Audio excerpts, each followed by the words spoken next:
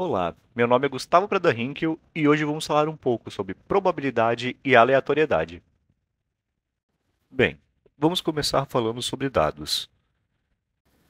No mundo existem diversos tipos de dados, desde os dados mais comuns, que a gente mais conhece, que são os D6, até mesmo os dados mais bizarros que conseguem existir.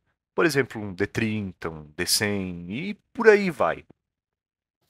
Lembrando que quando eu falo um D6, um D3, por aí vai, sempre que eu digo D, eu estou me referindo justamente ao dado, e o número subsequente eu estou me referindo ao número de lados desse mesmo dado.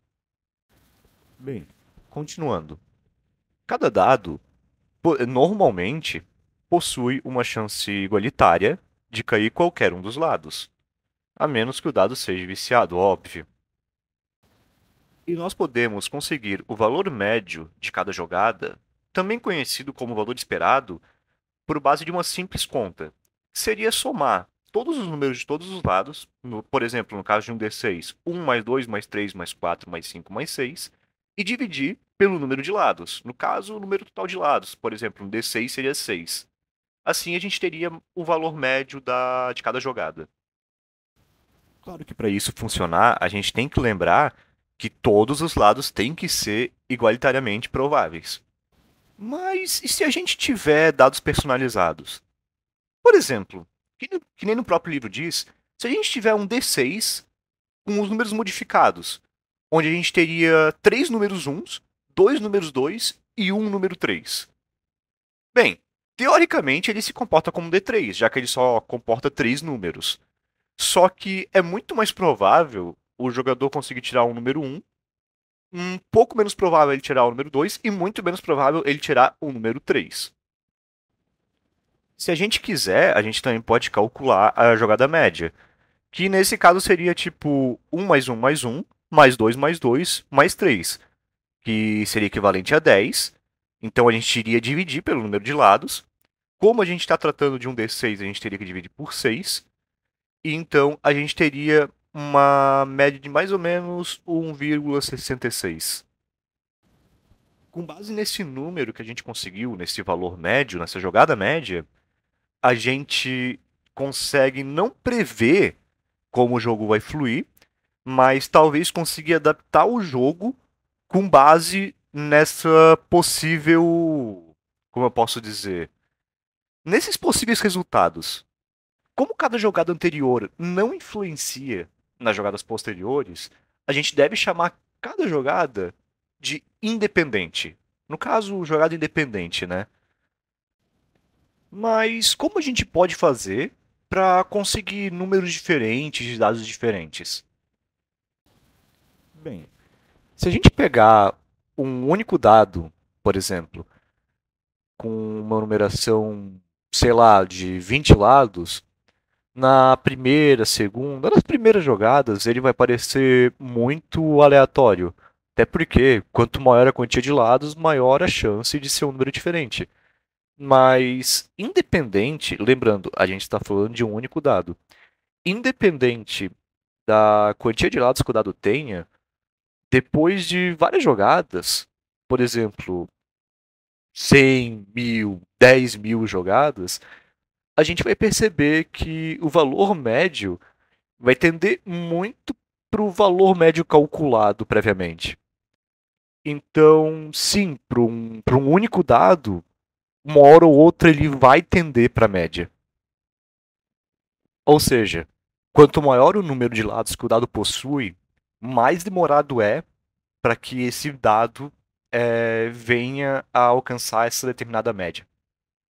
Portanto, se a gente pegar, por exemplo, 5D2 e colocar lado a lado com um D6, acrescentando mais 4 nesse D6, esse um D6 mais 4 vai ser muito mais aleatório do que aqueles 5 dados de dois lados. Justo por esse D6 ser um dado com mais lados. E isso seria chamado de desvio padrão, onde quanto maior for o número de lados e de possibilidades de um dado, mais aleatório vai ser. Ou seja, quanto menos dados rolados E quanto maior a quantia de lados que esses dados possuem, maior a chance, maior a aleatoriedade, melhor dizendo, desses dados. Mas e aí, como que a gente pode descobrir a probabilidade exata de uma jogada específica? Isso é uma coisa extremamente importante em diversos jogos. Até porque, se você estiver jogando um dado em primeiro lugar, provavelmente vai ter algum tipo de resultado ideal.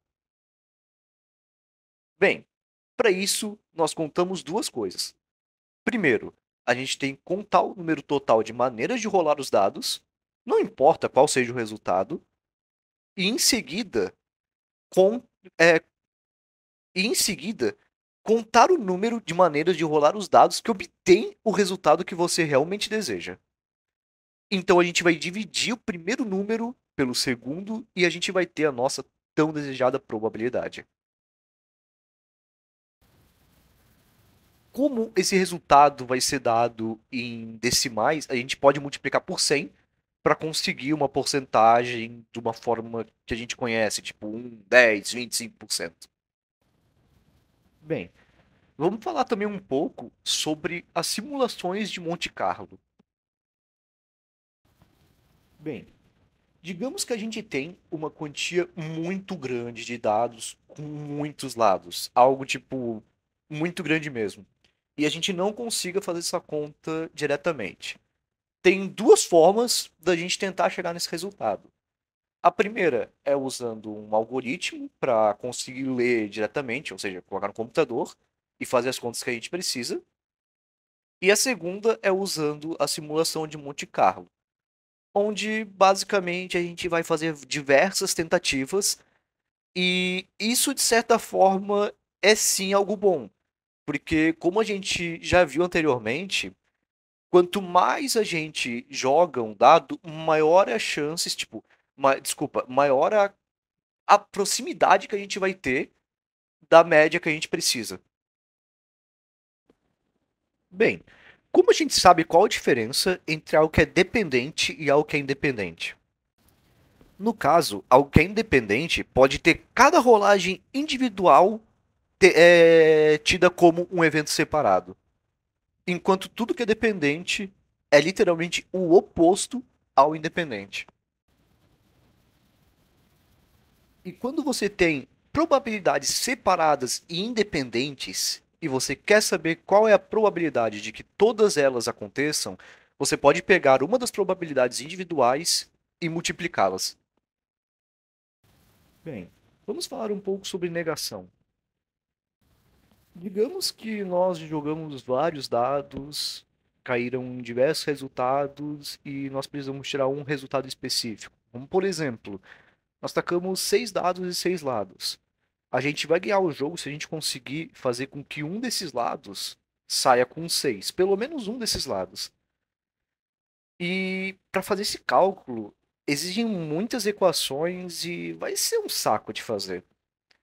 Uma forma com que a gente tem de resolver isso é justamente fazendo esse cálculo e chegando à conclusão. Mas outra forma é usando a negação, que acho que em muitos casos chega até a ser mais fácil, onde em vez de você buscar dessa forma, é muito mais fácil buscar da forma inversa, onde, por exemplo, em vez de eu ter que buscar qual é a chance de vitória, de eu conseguir ganhar em cima desses 6 dados, seria muito mais fácil eu buscar a chance de derrota. Por exemplo, a gente fez todo o cálculo e chegou à conclusão de que a nossa chance de derrota é de 33%. Como a gente pode chegar à conclusão de qual é a probabilidade, a porcentagem de chance da gente ganhar? Basta a gente pegar esse 33% e subtrair por 100%. Assim, a gente iria conseguir um resultado onde as chances de vitória seriam de exatos 67%. E vice-versa, claro. Portanto, se você ficar preso em alguma situação dessas, tente fazer o cálculo oposto. Bem, acho que a gente falou bastante sobre dados até agora, né? Então, já que a gente pegou bastante esse conteúdo sobre eventos independentes, como lançamento de dados, vamos tentar falar um pouco sobre cartas e outras coisas, já que probabilidade é algo que pode ser aplicado a diversos tipos de jogos. Vamos imaginar algo como, por exemplo, eu pego um baralho. Desse baralho, eu vou distribuir diversas cartas, mais especificamente 51 cartas, que é o número de um baralho normal. 50 delas eu viro e eu tô procurando por uma, sei lá, uma rainha de paus. A chance da carta de número 51, ou seja, a única carta que não foi virada, ser a rainha de paus, caso eu não tenha encontrado ela até o momento, é de 100%. Mas vamos imaginar que em vez de eu virar todas as outras 50, eu mantive todas elas abaixadas. Então a chance para eu conseguir achar uma rainha de paus dentro de todas aquelas 51 cartas muda completamente. Em vez de ser 100% naquela última carta, vai ser uma entre 51 chances. O simples fato de você virar ou não uma carta pode mudar completamente a probabilidade do resultado ser o esperado ou não ser. Isso é basicamente um evento de dependência. E o cálculo de probabilidade para eventos dependentes segue basicamente os mesmos princípios do independente, tirando o fato de que é um pouco mais complicado, porque as probabilidades sempre vão mudar com base nas cartas que você revela. Tipo, revelei a carta X, já mudou completamente aquelas probabilidades do resultado sair conforme esperado. Então, acontece que a gente precisa multiplicar várias coisas diferentes em vez de multiplicar a mesma coisa.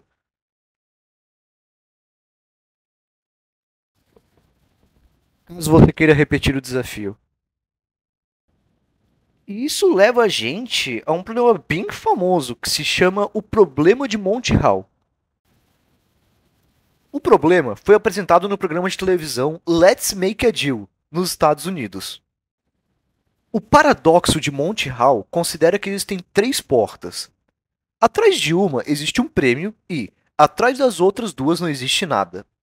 Na primeira etapa, uma pessoa escolhe uma porta, essa ainda não é aberta, e depois disso, uma outra porta, lembrando que não é escolhida, é aberta e é revelada que não contém nada. Nesse momento, a gente tem duas portas fechadas. Lembrando que uma delas contém o prêmio e a outra não contém nada. Então, após essa etapa, a gente tem duas portas fechadas e a pessoa tem a possibilidade de manter a escolha dela ou então optar por trocar de porta.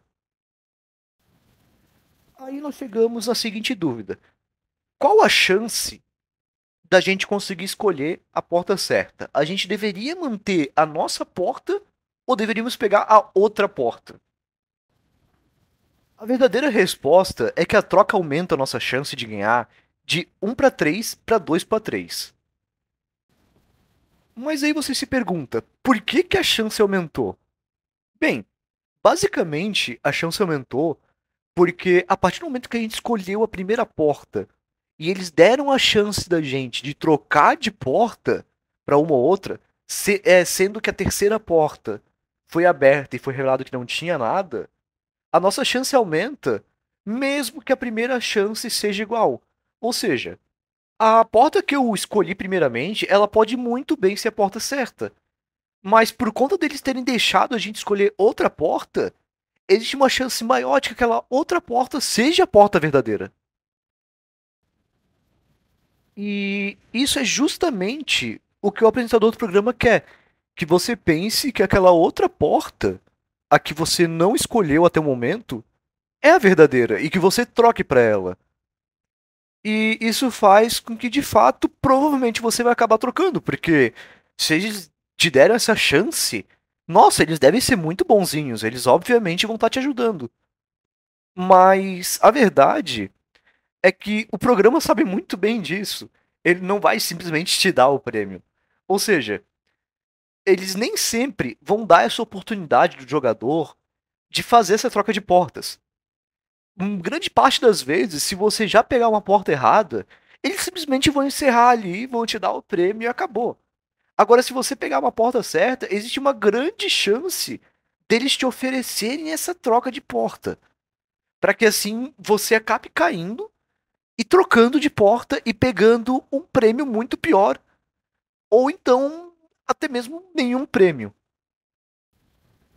Então, bem, se aconteceu de te derem essa chance de você trocar de porta, abrirem uma porta, ela não ser e te oferecerem essa troca, a gente já sabe que a nossa chance aumentou. Porque tu não vai sair sem nada, pelo menos. Tu não vai sair sem aquele prêmio. O que significa que a gente chegou numa situação onde a gente tem 50% de chance de conseguir o verdadeiro prêmio. Aí vai da pessoa se ela vai querer manter a porta dela ou então fazer a troca da porta. Bem, meu nome é Gustavo Prada Hinkel e essa foi a minha apresentação sobre probabilidade e aleatoriedade.